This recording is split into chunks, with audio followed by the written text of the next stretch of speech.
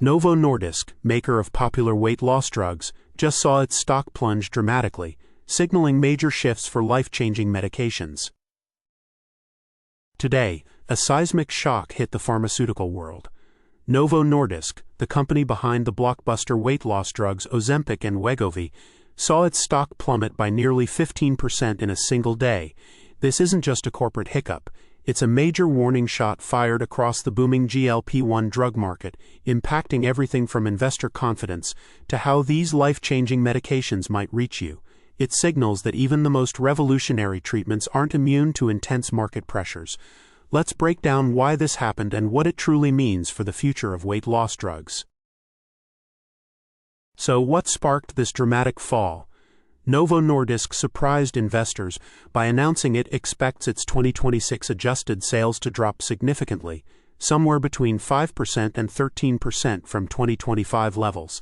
This outlook starkly contrasts with what analysts had predicted, who saw only a modest 3.5% decline. Essentially, the company is bracing for a much tougher year than Wall Street anticipated, sending shockwaves through its valuation. This isn't just about a sales slowdown. It's about a fundamental re-evaluation of the profitability and growth trajectory for one of the most successful drug categories in recent history. The primary forces behind Novo Nordisk's grim forecast are clear: fierce pricing pressure and escalating competition. In the United States, the company is grappling with lower drug prices partly due to the most favored nation deal, designed to cap prescription costs. Simultaneously, rivals like Eli Lilly, with their drugs Zepbound and Mounjaro, are intensifying the battle for market share in the GLP-1 space. Adding to this, patent expirations for semaglutide, the key ingredient in Ozempic and Wegovy, are looming in several international markets, opening the door for cheaper generic alternatives. This multi-front assault is squeezing Novo Nordisk from all sides. This Novo shock isn't confined to a single company.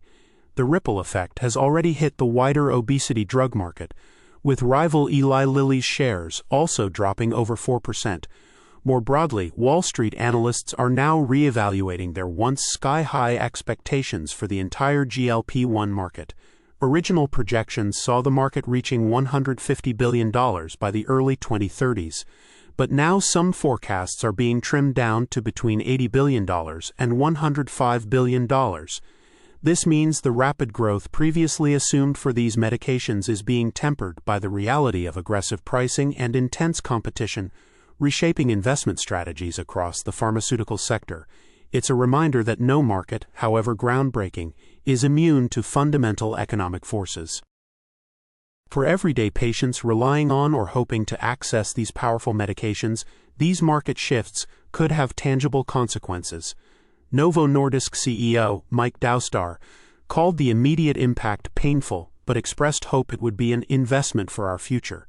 This suggests the company is looking for long-term strategies, including new product launches like an oral version of Wegovy, to expand reach. However, the looming question for consumers is whether increased competition and pricing pressures will lead to wider access, potentially lower costs, or conversely create new hurdles for insurance coverage and availability. It's a complex landscape, and the balance between innovation, affordability, and market dynamics is still being worked out. The recent plunge in Novo Nordisk's stock underscores a pivotal moment for the weight loss and diabetes drug market. While the demand for GLP-1 medications remains high, the era of unbridled growth and premium pricing is facing new realities. This means patients and healthcare providers should brace for a more dynamic and potentially challenging environment regarding access, pricing, and the availability of these impactful treatments in the years ahead. This is GeeseReports.